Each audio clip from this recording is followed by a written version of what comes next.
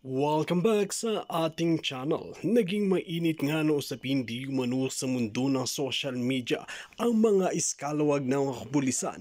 Tila binisto nga at linalaglag na ang mga kasamahan nila dahil unti-unti nang nahuhuli ang mga mastermind sa pagkuha at pagkulimbat sa 990 kilo shabu. Kaya naman tila nakabatikos nga ngayon ang mga PNP sa netizen dahil tila nawawalan na sila ng tiwala. Banat pa nga ng maraming netizen, mga hayop talaga tong mga iskalawag na to. Tanong, bakit binibigyan ng porsyento ng drugs ang mga asset kapag nakakahuli ng droga ang mga hinayupak na ito? Pwede ba nalang gawin? Hinuhuli nga nila ang drugs, tapos yun din ibibigay nila sa mga assets nila, yung drugs din na nahuli nila. Di parang sinasabi nila na hinuli nila yung may possession ng drugs kapag hindi nila asset. Pero kapag asset nila, okay lang na may drugs kasi binigyan nga nila yun. Assets nga nila yon. Sa kanila din galing. Ganun, lumalabas ganun ba yon? Yes, totoo yan. Kinakawawa siya. Dami kasing naiinggit siya. Nakaupo hindi nga officer na senior sa kanya. Pero okay na naman siya. Ma-acquit siya sa drugs case ng DOJ. He's now living a simple life with his family. I should know I am his former secretary. Never na nakarinig ako na may kausap siya na involved sa drug. His family is religious family. Bakit papayag ang PNP sa 30%, yung 30% paiikutin pa para magamit ng mga adik at para kumita yung mga nagbebenta ng shabu? Anong klaseng kalakaran yan? Well mga kababayan, para nga sa karagdagang impormasyon, panoorin nga natin ang buong video. At kung bago ka pa lamang sa aking channel, huwag kalimutan i-click ang subscribe button at notification bell para lagi kang updated sa ating mga bagong video. At para sa sulit viewers natin dyan, maraming salamat sa walang sawang pagsuporta. Personnel and records management. There is a mechanism adopted by the GPNP to review the recommendation of the Internal Affairs Service. We are just awaiting the reasonable period of time that this mechanism adopted by the GPNP in the review of the recommendation of the EAS as to what time would be reasonable we will be engaging the office of the GPNP. So if I would like to be educated, attorney, what is reasonable time? In your opinion, in this particular case, kay Mayo, ano ba yung reasonable time doon? Well, it is a summary proceeding. It would normally take by weeks, and depending on the gravity and the nature of the administrative case. But then again, there is also a matter to contend with. If there is in the midst of an ongoing operations, and in the disposition one way or the other, we will lose custody of the PNP personnel. It might be a matter to consider in terms of tactical and operational requirements. We will lose a valuable source of information in the conduct of follow-up investigation. I would not like to further go beyond that, but I would try to find that out from the GPNP, whether it is in the merit or in the substance of the recommendation of the Internal Affairs Service. Well, there are other security concerns operational that the PNP is confronted with that situation. And that will determine reasonable disposition on those cases, Your Honor. Okay. Thank you, Congresswoman Castro, you recognize. Thank you, Mr. Chair. So yung problema po ng ating lipunan about dito sa droga ay hindi masiself dahil nakikita natin even the enforcement agencies are involved. Patunay yan dun sa sinabi ng ating sa PNP, no, yung ilan ng mga kaso ng droga, mga ninja cup, tsaka nga ito yung sinabi po ng ating taga-Pidelia, Mr. Chair. So, sa ating inventaryo ng ilan pa yung mga nasa custody ng PNP o even today yung mga nazist ng illegal drugs. So patunay yun, Mr. Chair, sa sinasabi po ng ating representative ako hindi nasusunod yung Section 21 and 22 on how to do with the seized ng mga illegal drugs. Kasi kung meron pa sa custody nila, Mr. Chair, kung ilang karami na nakalagay naman dito sa batas, malinaw naman dito sa Section 21 na binanggit ng ating representative ako, bakit mga sample lang yung mga natitira doon? So makikita natin dyan, siguro. Sample, Mr. Chair, bakit Pidea and PNP, bakit hindi sinusunod? Kapag Section 21 na ito, doon sa mga panimiraan na dapat na gawin, doon sa mga nazist. Otherwise, Mr. Chair, nagiging magnet ito sa ating mga tuwaling mga enforcers na gawan ito ng iba pang illegal na gagawain. So bakit po kaya hindi nasusunod yung Section 21? 1965, Mr. Chair. Yes, in the case of Sergeant Mayo, sir, Your Honors, kasama na po doon sa unified inquest proceedings sa korte way back in October 2022. Kasama na po doon sa pleadings namin, sir, ang destruction of the 990 kilos shabu. But it is up to the court, sir, to as to when they will conduct the... Excuse me, Colonel, 990 kilos? Yes, sir. Kilos, ha? Yes, sir. That's almost 1 ton. Tama? Ganun karami yun? Sorry, please. Kala ko, 1 kilo lang. Okay. Sir, the DOJ will take medyo lulo din sila sa trabaho. Kaya natagalan po ang representative sampling ng 990 kilos. In fact, it was just completed last February 1 this year. Kasama na po dun sa inquest proceedings natin sa request for the destruction. So, up to now, we are still awaiting for that court order to destroy that seized drugs. Thank you. Mr. Chair, can I continue? So, medyo ako dun sa number of kilos. Pero hindi mo ito, Mr. Chair, dun sa mga previews na ginagawa ng PNP at saka ng PDEA. So, kapag na-validate na po ito na talagang authenticated na illegal drugs, so dinidestroy na. Kailangan pa po ba yung sa korte? Okay, so yun ng para ma-validate. So gaano po katagal yung nangyayaring ganun? Kasi dapat meron din, kasi legislation to, Mr. Chair, baka pwede natin mag-amend dito sa Section 21 kung paano ng time ng korte na para ma-validate itong itong illegal drugs na ito. Pag ma-validate na, dapat hindi na ito pinakatagal. Otherwise, within the enforcement agency, gagawin ng pamamaraan para ma-recycle ito. So meron pa bang nakalagay doon kung hanggang kailan may time frame para mag-validate ng korte itong mga illegal drugs na ito, Mr. Chair? Yes, if I remember correctly, upon seizure, within 24 hours, no, dapat ma-authenticate, ma-certify, ma-inventory, and then, please elaborate on that, Attorney Sarina. Dapat po may order ng ocular inspection, move for ocular inspection. And after nung i-grant yun, dapat may 72 hours to order the destruction. However, hindi po natin na-control because of course, the dockets of the courts and the volume din po ng medyo tumatagal po dun sa period na yun.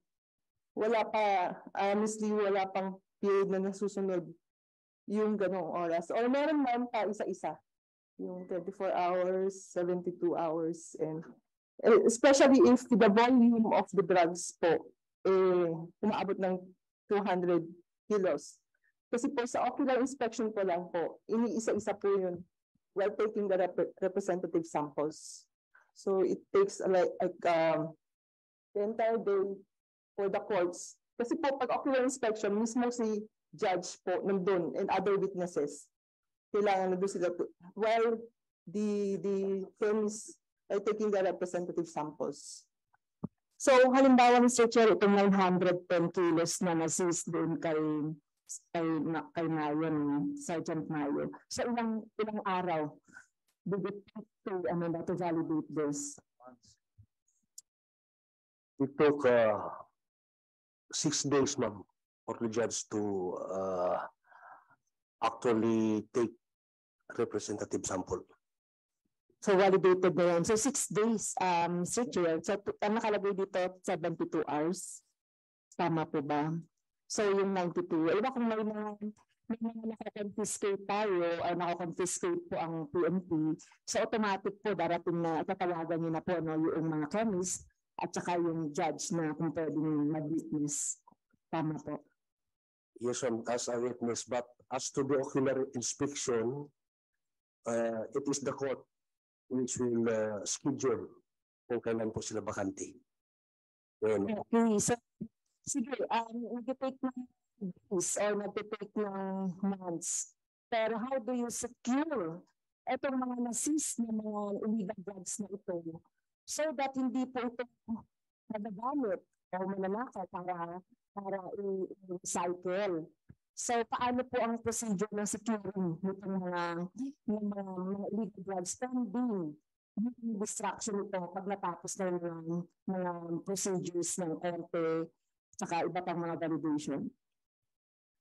Mr. Seri, right after the inventory with the mandatory witnesses on the seized illegal drugs, we properly turn it over to our forensics group. And it is the PNP forensics group who will secure in their premises the seized drugs, Your Honor. Mr. Sige, Mr. Chair. Tapusin ko lang po, no? Sige, related. Sige po. Yes, Representative Ako. We will be on the same frequency. If you read Section 21 of Republic Act 9165, it deals with custody and disposition of confiscated, seized, or surrendered dangerous drugs. Number one, it is composed of 8 paragraphs. Kung susundin natin ito, yung timeline, hindi abutin siguro yung kay Sergeant Mayo ng March.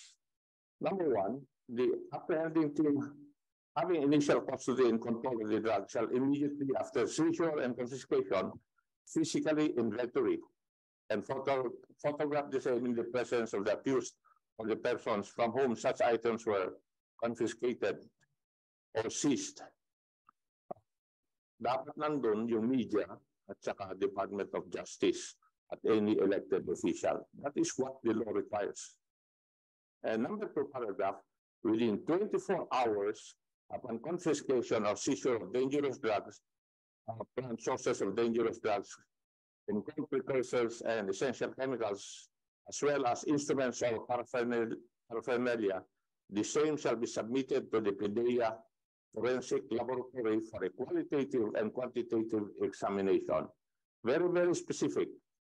A certification of the Forensic Laboratory examination results, which shall be done under oath by the Forensic Laboratory examiner, shall be issued within 24 hours for the receipt of the subject items, provided that when the volume of the dangerous drugs and precursors and essential does not allow the completion of testing with the time frame, a partial laboratory examination report shall be provisionally issued. Next, after the filing of the criminal case, kung nandito yung delay, mabilis ba ninyong i-file yung criminal case? The court shall within 72 hours, naka-specify by the law, shall within 72 hours conduct an ocular inspection of the confiscated items. Yun ang kwan. The next action is the board shall then issue a sworn certification as to the fact of destruction. So that's the Dangerous Drugs Board Act. And the next one is the alleged offender or his or representative or counsel shall be allowed to personally observe all of the above proceedings. Nandito sa batas eh. And after the promulgation and judgment in the criminal case wherein the representative sample was presented as evidence in court, the trial prosecutor shall inform the board of the final termination of the case. But under paragraph section 6, in case the said offender or accused refuses or fails to appoint a representative after due notice in writing to the accused or his her counsel within 72 hours before the actual burning or destruction of the evidence in question, the Secretary of Justice shall appoint a member of the Public Attorney's Office to represent the former. So, kung titignan natin, hindi abutin na isang buwan po. Ang nakapagtataka dito, kagaya ng tinatanong ni Honorable Franz Castro, bakit nandun pa sa possession ng mga law enforcers yung nahuli na dangerous drug? Yun ang issue at hand. That's why if we follow this procedure, provided for by law, walang problema siguro sa tingin ko. Thank you, Honorable Mr. Chair. Mr. Chair, so thank you kay Tong ako yung procedure talaga. So kung babasahin ang batas, hindi tatagal ng 6 days yung halimbawa dito kay Sergeant Mayo at sa mga iba pa. At malinaw yan, nalim dito sa batas. So, hindi pwedeng ikatwiran sa atin na dahil walang judge or sa dami ng mga kaso, so hindi yun baka kailangan ba natin, Mr. Chair, na magkaroon ng mag-devote tayo ng isang korte na related doon sa drugs lang? Baka kailangan natin yan na mailagay dito. Kasi ang sinasabi nila, yung mga judge daw, maraming ginagawa. Totoo naman yan, maraming kaso. Tapos itong drugs na to, kailangan ba natin ilagay yan dito sa batas? Kasi kung susundin talaga natin yung batas, malinaw. Parang iwasan natin yung mga media cups na yan, tsaka yung mga nag-recycle. So, yun lang po, Mr. Chair. So, ayun po, yung tanong natin, bakit tatagalan dun sa possession ng PNP at saka ng PDEA, yun ang na-confiscate na nagkakaroon tuloy ng magbubunga ito ng na hindi magaganda yung isip ng mga ibang mga sa ahensya. Thank you, Mr. Chair. Thank you, Congressman Castro. So, upon seizure, 24 hours, dapat may ocular inspection. And within the 24 hours, may inventory. Pag nag-inventory na siya, dapat within 72 hours, i-destroy na siya. 72 hours ang ocular inspection.